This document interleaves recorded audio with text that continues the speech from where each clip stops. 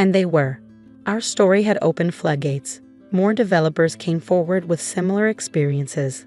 Class action lawsuits were filed against several major tech companies.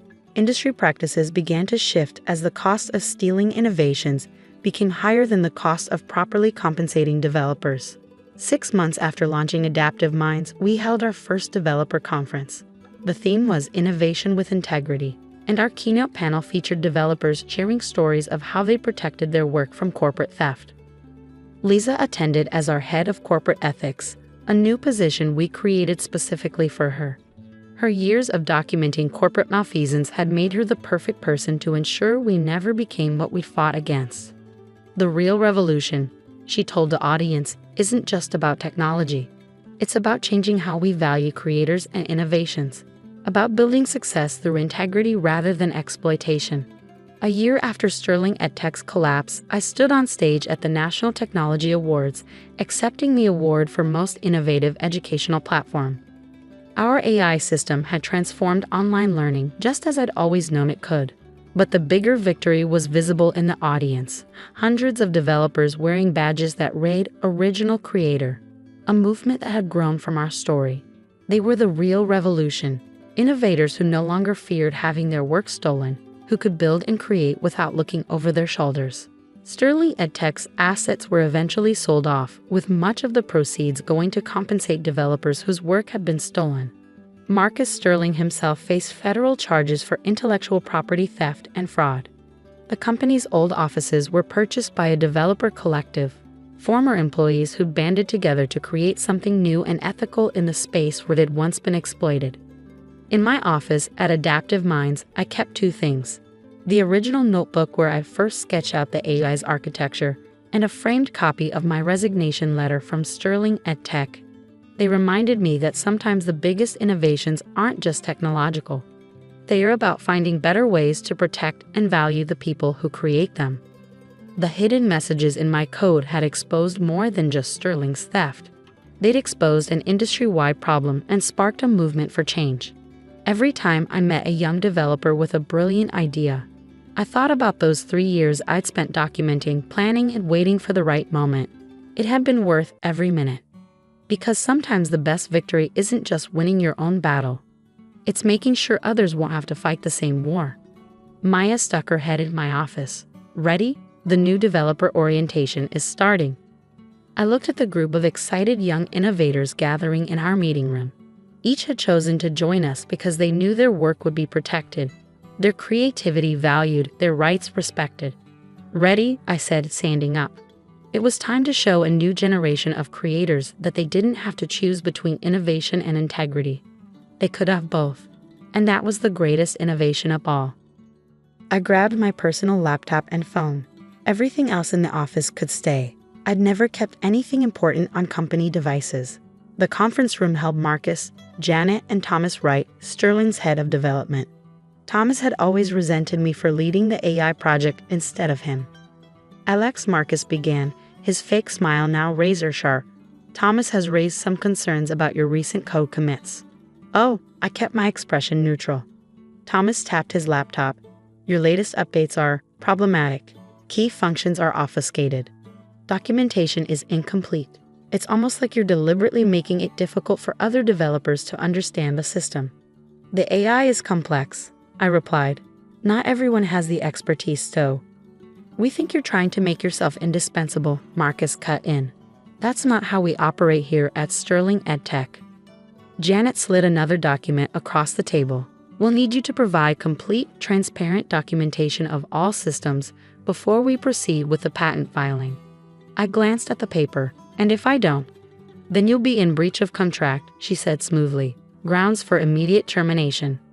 I leaned back, thinking about the hidden timestamps in my code, about the encrypted messages proving my original authorship, about the authentication protocols they hadn't discovered yet. You're right, I said finally. I haven't been completely transparent. Marcus smiled triumphantly. So you'll cooperate? No, I replied, standing up. I quit.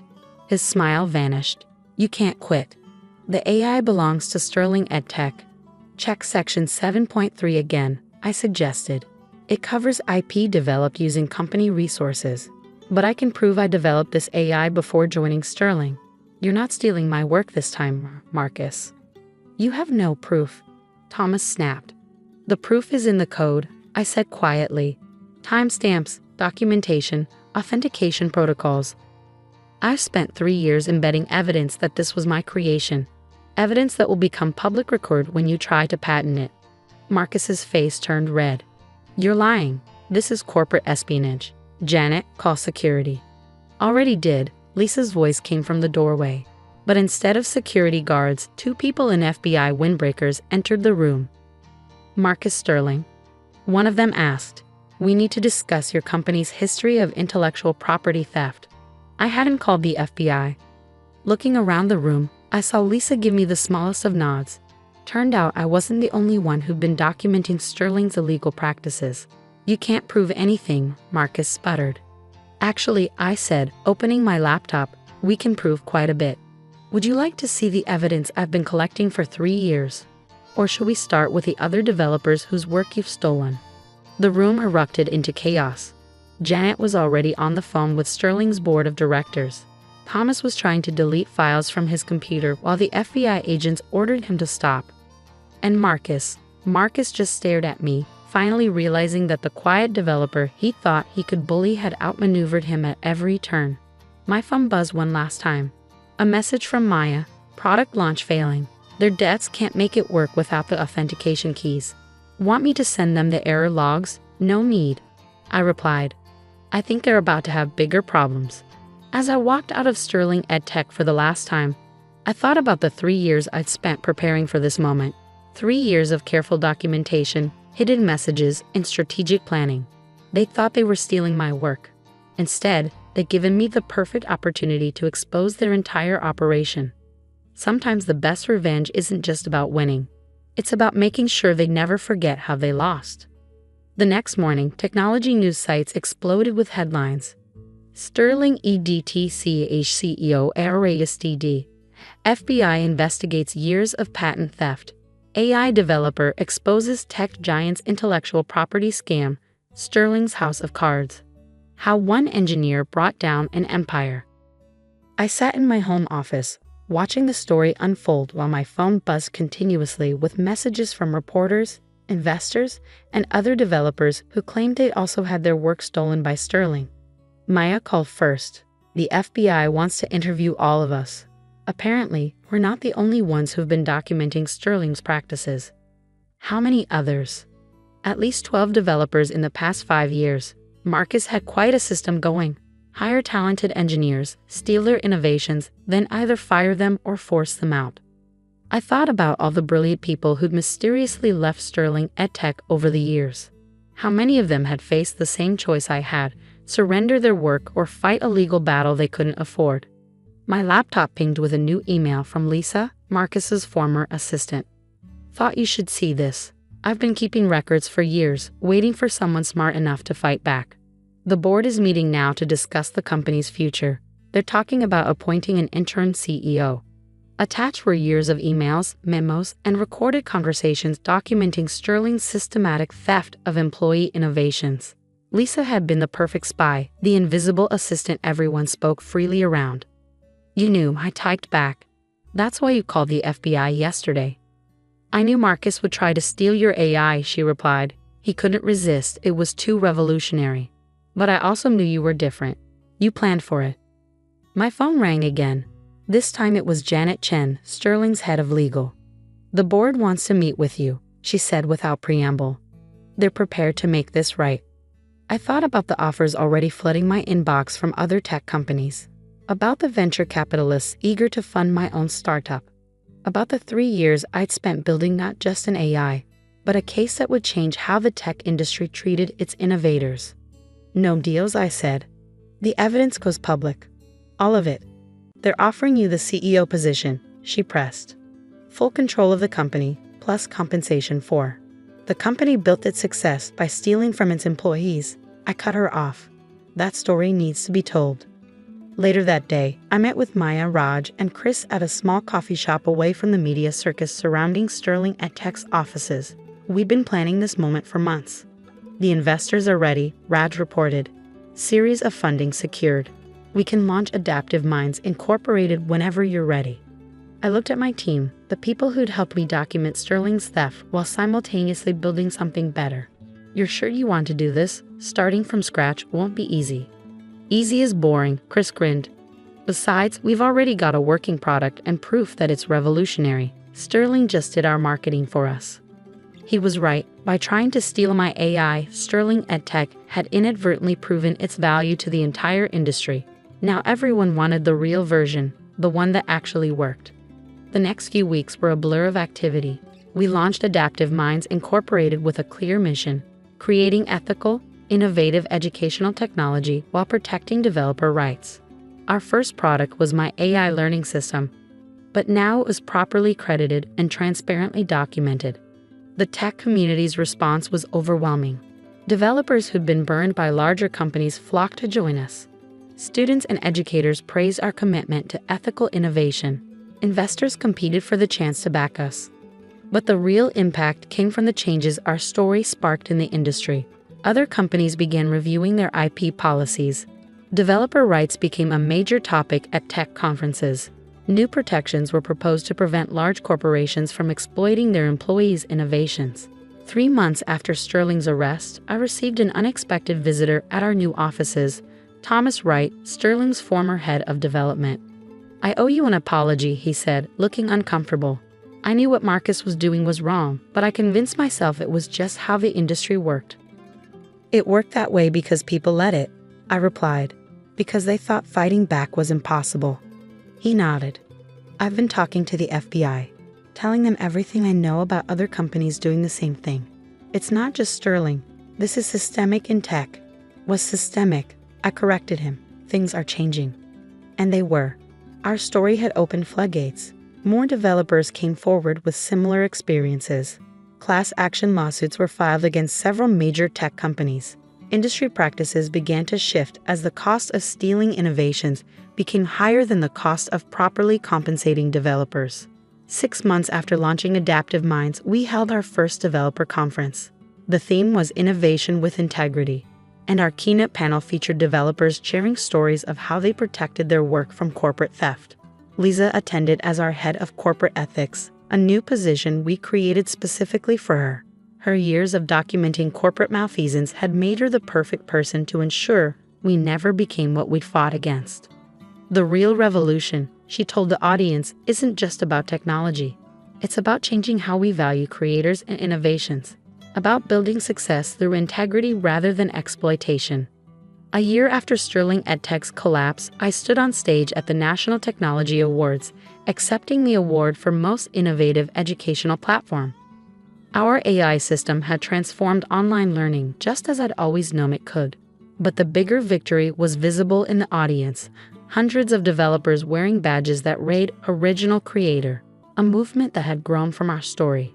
They were the real revolution, innovators who no longer feared having their work stolen, who could build and create without looking over their shoulders.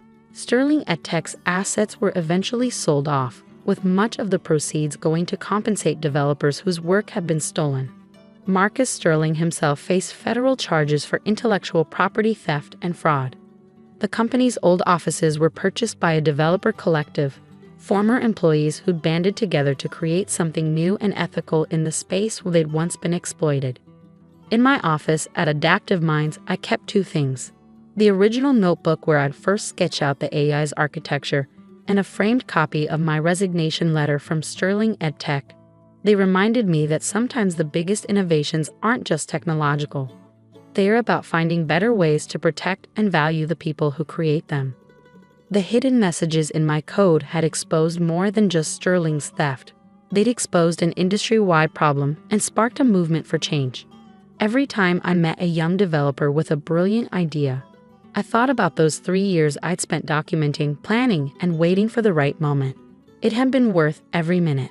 Because sometimes the best victory isn't just winning your own battle. It's making sure others won't have to fight the same war. Maya stuck her head in my office. "Ready? The new developer orientation is starting." I looked at the group of excited young innovators gathering in our meeting room. Each had chosen to join us because they knew their work would be protected, their creativity valued, their rights respected. "Ready," I said, standing up. It was time to show a new generation of creators that they didn't have to choose between innovation and integrity. They could have both. And that was the greatest innovation of all. I stood in my sister Olivia's kitchen on Thanksgiving Day, holding my plate of turkey and stuffing, watching as the successful members of my family gathered around her elegant dining room table. The tablecloth was imported lace, the china was Wedgwood, and the crystal glasses sparkled under the chandelier light. But there wasn't a place setting for me. "The dining room is for successful people," Olivia sneered, adjusting her Cartier bracelet. "You can eat in the kitchen. That's more appropriate for your status." I glanced at the kitchen island where my plate sat alone. Through the doorway, I could see my parents already seated at the main table, pretending not to notice their younger daughter's exile. My brother-in-law Bradley, a junior partner at his law firm, smirked as he poured expensive wine for everyone except me. If only they knew that I owned the building where both Bradley and Olivia worked. Let me back up and explain how I got here. 5 years ago, I was working as a commercial real estate analyst at a mid-sized firm. The job was fine, but I saw something my colleagues missed. The downtown business district was about to explode. Tech companies were moving in, driving up demand for office space. But the old buildings needed serious updating. I took every penny I had, my savings, my 401k, even my emergency fund, and formed Vista Properties LLC. My family thought I was crazy to leave a stable job for some risky scheme.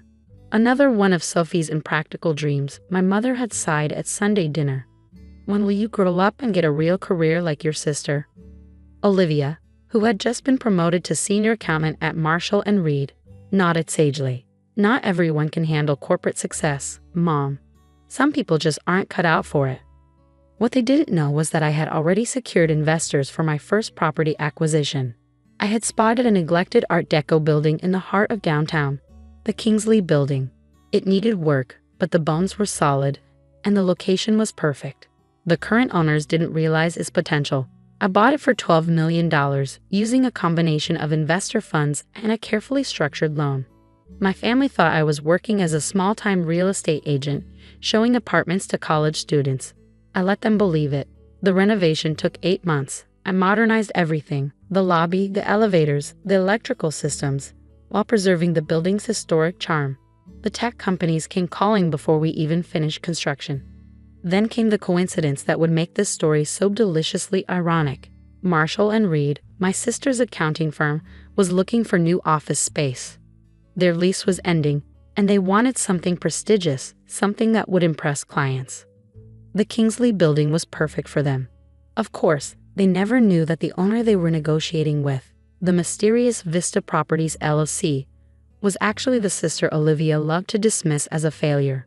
They signed a 10-year lease for 3 floors. The day Olivia proudly announced at family dinner that her firm was moving to the most prestigious address downtown, I had to excuse myself to the bathroom to laugh. But I wasn't done. Over the next 4 years, I acquired 6 more properties in prime locations. Each one was carefully chosen, beautifully renovated, and quickly filled with high-paying tenants. My net worth crossed $100 million last year, though my family still thought I was barely making rent. I kept driving my old Honda, wearing off-the-rack clothes, and living in a modest apartment. Not out of necessity, but because I was curious to see how long my family would continue treating me with condescension. Which brings us back to Thanksgiving. I sat at the kitchen island, eating my turkey in solitude, while listening to my family discuss their impressive careers. Bradley was bragging about his corner office in my building. Olivia was talking about her firm's prestigious address, my building. My phone buzzed quietly, a text from my property manager. Inspection complete on Marshall & Reed floors. Multiple code violations found. Should we proceed with lease termination warnings? I smiled, typing back, hold until Monday. Let them enjoy their Thanksgiving. Sophie, my mother called from the dining room. Since you're in the kitchen anyway, could you bring us more wine? I stood up, walking to the wine fridge. Behind me, I heard Olivia stage whisper to Bradley, "At least she's good for something. Someone has to do the serving." I grabbed a bottle of their precious wine, remembering the lease termination papers sitting in my office, already prepared with my signature. A signature they would see in exactly 1 week, when they learned that their prestigious office space was no longer available to them.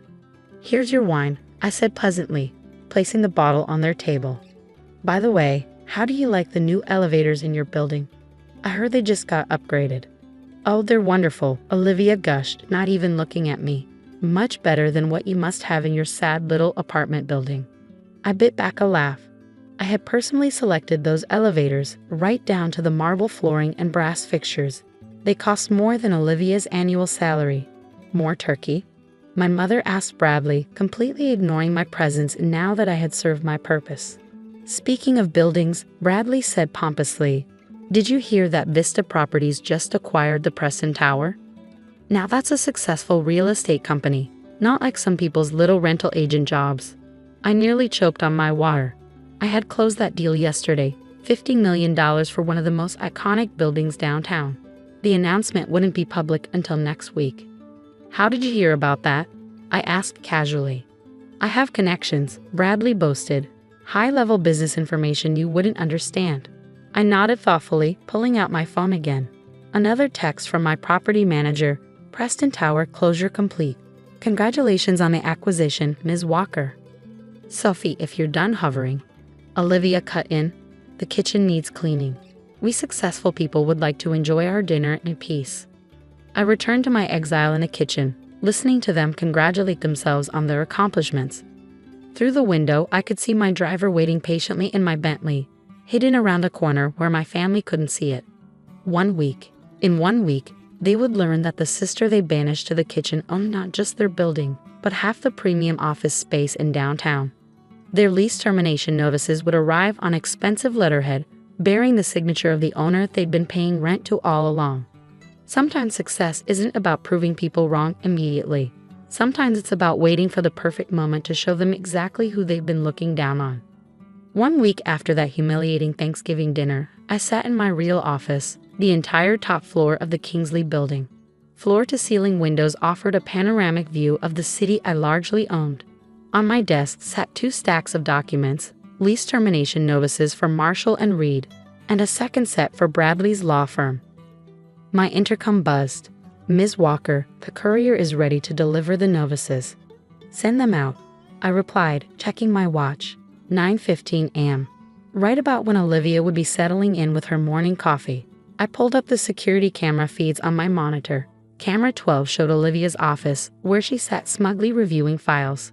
Camera 14 showed Bradley's corner office 3 floors below, where he was probably billing clients for hours he didn't work. At exactly 9:30 a.m., the courier arrived on their floors. I watched as identical envelopes were delivered to both offices. Olivia opened hers first, probably assuming it was something routine. It wasn't. I zoomed in as her face transformed from casual disinterest to shock to pure panic. She grabbed her phone, probably to call Bradley. On camera 14, I watched him answer, then frantically tear open his own envelope. My phone started ringing almost immediately. I let it go to voicemail, enjoying the show on my monitors as Olivia paced her office, face growing redder by the minute. Then she did exactly what I expected. She called our parents. I switched my office phone to speaker and dialed my mother's number. She answered on the first ring. "Sophie," she sounded breathless. "Thank goodness, something terrible has happened. Olivia and Bradley just got eviction notices from their building. They need your help."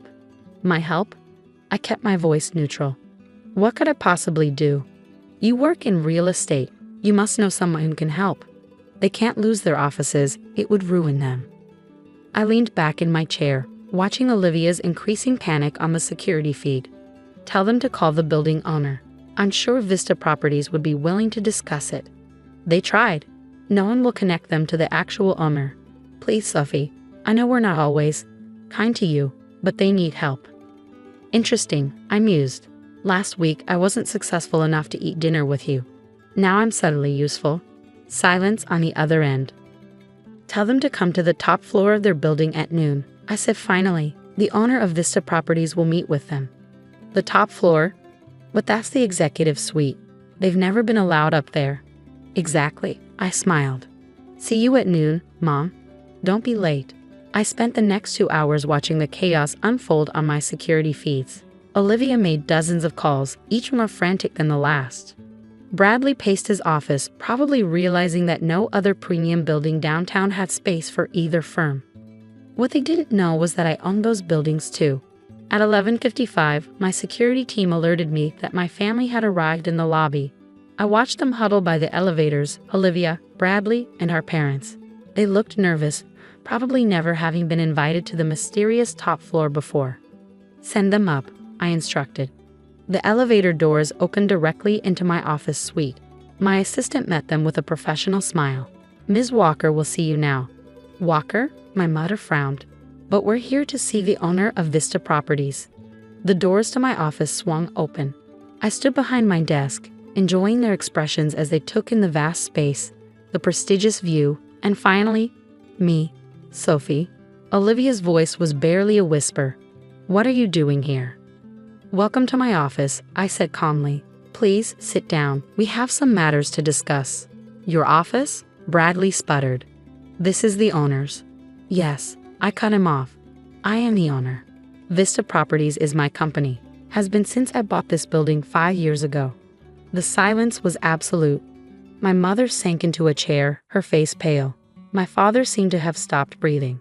"That's impossible," Olivia finally managed. "You're just a small-time real estate agent." I pressed a button on my desk, and the wall behind me transformed into a digital display showing my property portfolio. 8 premium buildings, including their precious Kingsley building, with a total value exceeding $400 million. "While you were mocking my career choices," I said quietly, "I was building an empire. While you were bragging about your prestigious office address, you were actually my tenants, and while you were making me eat Thanksgiving dinner alone in the kitchen, I was signing the papers to acquire the Preston Tower." Bradley's jaw dropped. The Preston Tower. But that was Vista Properties. "Everything is Vista Properties," I confirmed, "and Vista Properties is me." I pulled out the lease termination notices. "Your firms have violated multiple building codes. According to your lease agreements, that's grounds for immediate termination." "You can't do this," Olivia whispered. "We're family." "Family?" I laughed. "Was I family when you banished me to the kitchen? When you called me unsuccessful? When you treated me like your servant?" My mother stepped forward. "Sophie, sweetheart, we didn't know." "That's the point, Mom. You never bothered to know. You were too busy worshipping Olivia's mediocre career and Bradley's junior partnership to notice that I was building something extraordinary." I stood up and walked to the window, looking out over my city. "I'm not terminating your leases." They let out collective sighs of relief. "But," I turned back to them, "I am tripling your rent, effective immediately, and you'll be moving to different floors. Those corner offices you're so proud of? I need them for tenants who don't treat people like second-class citizens." "Triple?" Bradley choked. "That's impossible to afford." "Then I suggest you start looking for new office space," I smiled. "Oh wait, I own all the premium buildings downtown." Funny how that works. Olivia started to cry, her mascara running. "Please, Stuffy, we'll lose everything." "Like you lost your humanity, your kindness, your ability to treat family with basic respect?" I sat back down at my desk. "You have until the end of the day to decide. Triple rent in smaller offices or find space in the suburbs. Either way, I expect you'll be more careful about judging people's success in the future. And one more thing," I added as they turned to leave. "Next Thanksgiving, I'll be eating at the main table. In fact, I think I'll host in my penthouse apartment. The view is spectacular." After they left, I watched on the security cameras as they walked back to their soon-to-be former offices. Their shoulders were slumped, their arrogance finally shattered. My phone buzzed with a text from my property manager. "New premium tenant interested in those corner offices. Should I schedule a showing?" I smiled, remembering all the times Olivia and Bradley had bragged about their prestigious corner views. "Yes," I replied. "Tell them they're available immediately." Sometimes success isn't about proving people wrong. Sometimes it's about letting them discover just how wrong they've been, preferably while sitting in an office they didn't know you owned. That evening, I drove home in my real car, a Rolls-Royce Phantom, to my real apartment, a 2-story penthouse overlooking the city. On my coffee table sat the formal invitation I'd have printed for next year's Thanksgiving dinner, complete with assigned seating. Olivia and Bradley's seats, by the kitchen door, of course. After all, some people need to learn what it feels like to be kept away from the main table. Hi, I'm Sarah Chen, and this is the story of how I learned that sometimes family can be your worst enemy, especially in business. For 10 years, I poured my heart and soul into our family's small tech company, transforming it from a struggling startup into a $50 million enterprise. But sometimes success breeds jealousy even among those who should be celebrating your achievements. I still remember the day everything started, when our family business was nothing more than a small computer repair shop in a strip mall. Dad had started it 20 years ago, and it was his pride and joy, even though it barely made enough to support our family. My sister, Emma, was always his favorite, the one who got straight A's and went to an elite business school. I was the quiet one, the one who stayed behind to help Dad while pursuing my computer science degree at a local college. "Sarah, you're wasting your potential here," Emma would say during her visits home from college. "You should aim higher." But I saw something in our little shop that others didn't: potential. While Emma was studying theoretical business models, I was learning real-world programming and spotting gaps in the market. During my final year of college, I developed our first proprietary software, a simple but effective tool for small businesses to manage their inventory. It wasn't revolutionary, but it was user-friendly and affordable. Dad was skeptical at first, but when local businesses started buying licenses, his attitude changed. "Maybe you're onto something here, kiddo," he said, finally showing a glimmer of pride in my work. Those words meant everything to me then. If only I had known they were as temporary as morning dew. The business grew steadily under my guidance. I worked 14-hour days, 7 days a week. While Emma was climbing the corporate ladder at a prestigious consulting firm in New York, I was building something real. Our little repair shop transformed into a software development company, and our client base expanded from local businesses to national corporations. Mom watched it all with quiet concern. "Don't work too hard, Sarah," she'd say, bringing me dinner at the office. "You need a life outside of work too." But I was driven by a vision, and maybe, deep down, by a desire to prove myself to my family.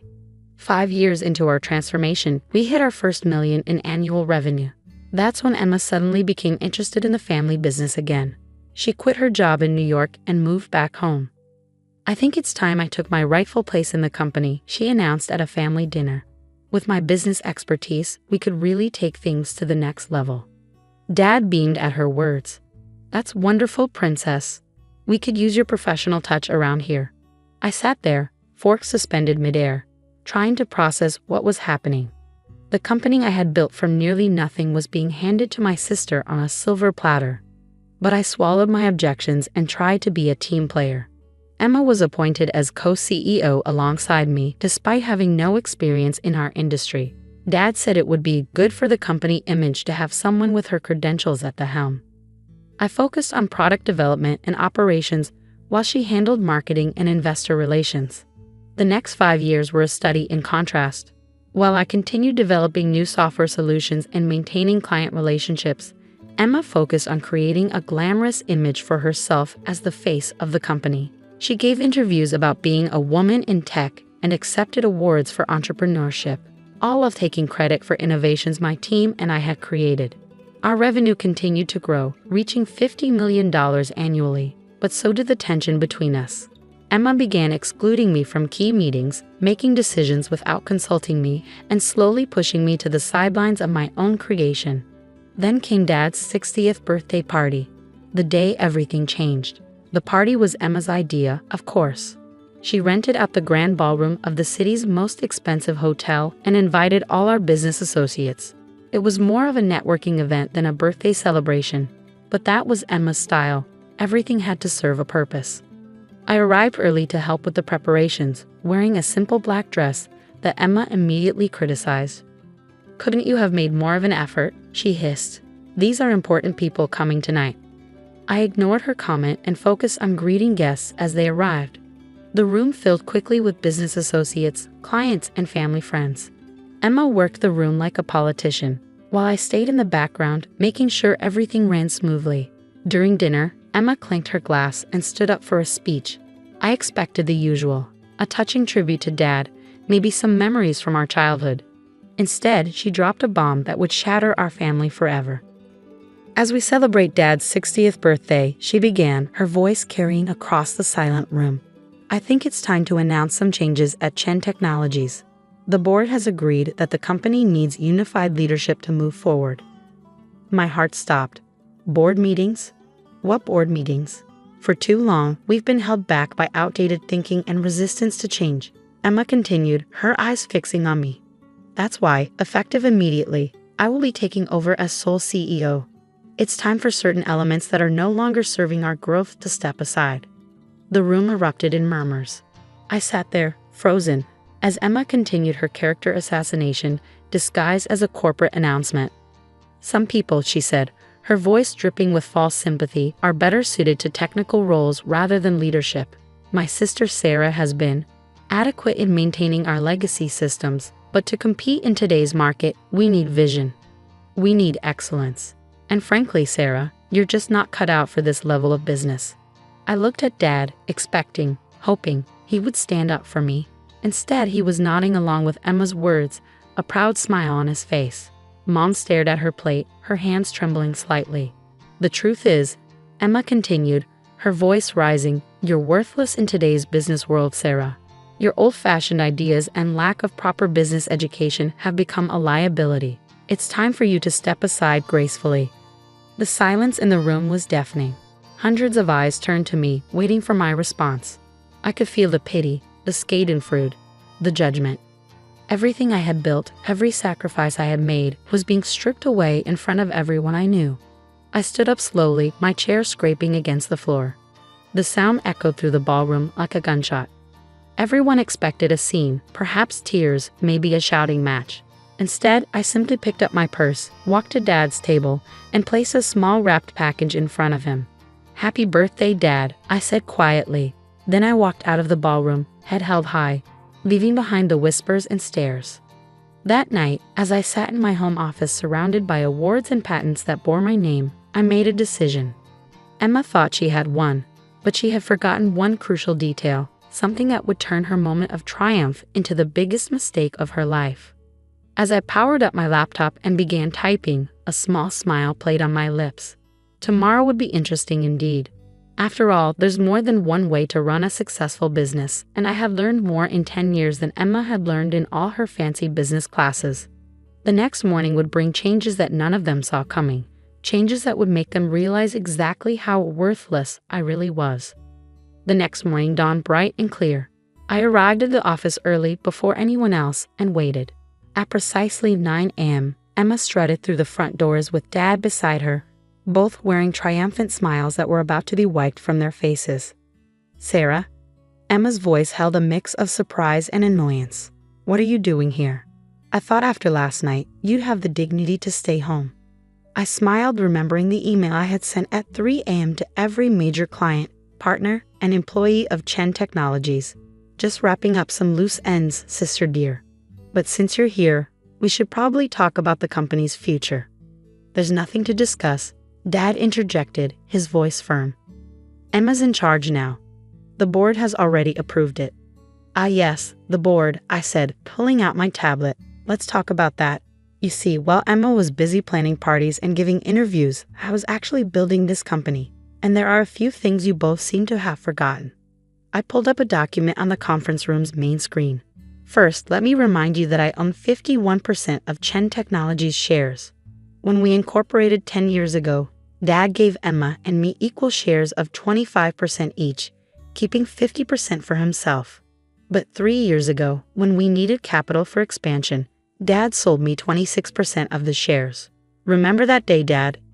You were too busy attending Emma's award ceremony to handle the negotiations yourself, so you signed the papers without reading them carefully. The color drained from both their faces. Emma's perfectly manicured hands gripped the conference table. That's impossible, she whispered. Dad would never. Oh, but he did. I continued, pulling up more documents. And that's not all. The core software that generates 80% of our revenue, it's not owned by Chen Technologies. It's owned by my separate company, Innovate Solutions LLC. Chen Technologies only has a licensing agreement which expires, I checked my watch, about 10 minutes ago. Dad collapsed into a chair, realization dawning on his face. The renewal papers. The ones you asked me to sign last week. The ones you were too busy to read because you were helping Emma plan the party. Yes, those papers. I decided not to submit them. Emma's face contorted with rage. You underhanded little. Careful, sister, I cut her off. You might want to hear the rest before you finish that sentence. While you were busy announcing my supposedly graceful exit last night, I was sending emails to our clients. You see, most of our major clients have personal loyalty clauses in their contracts. They signed with Chen Technologies because of me, my expertise, and my track record. Last night, I informed them of the leadership changes and my departure. I pulled up my email showing the dozens of responses that had already arrived. Would you like to know how many have already triggered their contract termination clauses? Or how many of our top developers, who by the way are actually employed by Innovative Solutions, have already accepted positions at my new venture? The room fell silent. Through the glass walls, we could see employees gathering, whispers spreading as they checked their emails. Emma's perfect composure cracked as she frantically checked her phone. You can't do this, she stammered. The company you tried to steal from me? I finished for her. The one you thought you could just take over because you have an MBA and Dad's approval. That company ceased to exist the moment you decided to humiliate me in front of everyone we know. I stood up, smoothing my dress. So here are your options. Option 1. I walk away with my shares, my software, my clients, and my employees. Chen Technologies becomes an empty shell, and you can explain to all those important people you invited last night why the company's value dropped to zero overnight. Dad's face had aged 10 years in the last 10 minutes. And option 2, he asked weakly. Option 2, you both resign. I take full control of Chen Technologies. You keep your shares as silent partners, receiving dividends but having no say in operations. Emma gets a nice severance package and glowing references for her next job, somewhere far away from here. Emma's face had turned an interesting shade of red. You planned this all along, didn't you? You've just been waiting for the right moment to stab us in the back. I laughed, but there was no humor in it. No, Emma. I spent 10 years trying to be a good daughter and sister while you both took me for granted. I built this company from nothing while you collected accolades for my work. I only planned this. I checked my watch again, about 12 hours ago, after you called me worthless in front of everyone we know. My phone buzzed, another client termination notice. Time's running out. What's it going to be? The next hour was a blur of paperwork and lawyers. By noon, I sat alone in what was now my office, looking out over the city. The company I had built was now truly mine, but the victory felt hollow. Family relationships lay in ruins around me, trust shattered like dropped crystal. Mom came to see me that evening, her eyes red from crying. Did it have to end this way? She asked softly. They gave me no choice, I replied, my voice gentle but firm. They would have taken everything I built and discarded me without a second thought. She nodded slowly, understanding but sad. What happens now? I showed her the plans I had already drawn up, expansions, new product lines, innovations I had been holding back. Now I built something even bigger, but this time, I'd do it without having to carry people who see me as worthless. Over the next year, Chen Technologies, under my sole leadership, tripled in value. Emma found a job with a startup in Silicon Valley, humbled but hopefully wiser. Dad retired, finally understanding that his golden child had nearly destroyed his legacy. We see each other at holidays, maintaining a polite distance that masks the wounds that may never fully heal. Sometimes late at night, I look at old family photos and feel a twinge of sadness for what we lost. But then I remember that night at the birthday party, the look of disdain on Emma's face. The way Dad nodded along with her cruel words. In business and in family, respect is earned, not given. They learned that lesson too late.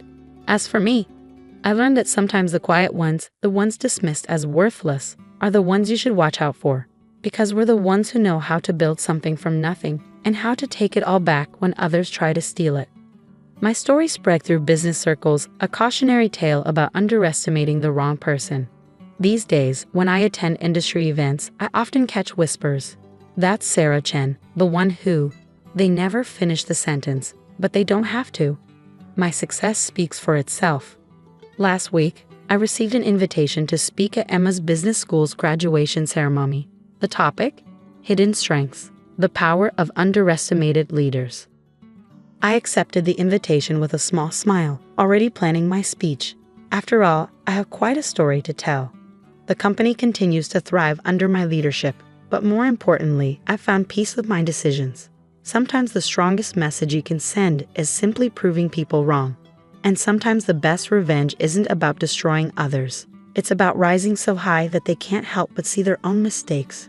As I write this from my office overlooking the city, I'm reminded of something my mother once told me. Success is the best revenge, but wisdom is knowing when to stop seeking revenge and start seeking growth. She was right. I've moved past the need for revenge now. These days, I focus on building something meaningful, something that will outlast all the petty jealousies and family dramas. I still keep that wrapped birthday present I never gave Dad. A photo album of the company's journey from that tiny repair shop to what it is today. Maybe someday when the wounds have healed enough, I'll finally give it to him. Until then, it serves as a reminder that our greatest strengths often come from the very things others underestimate about us.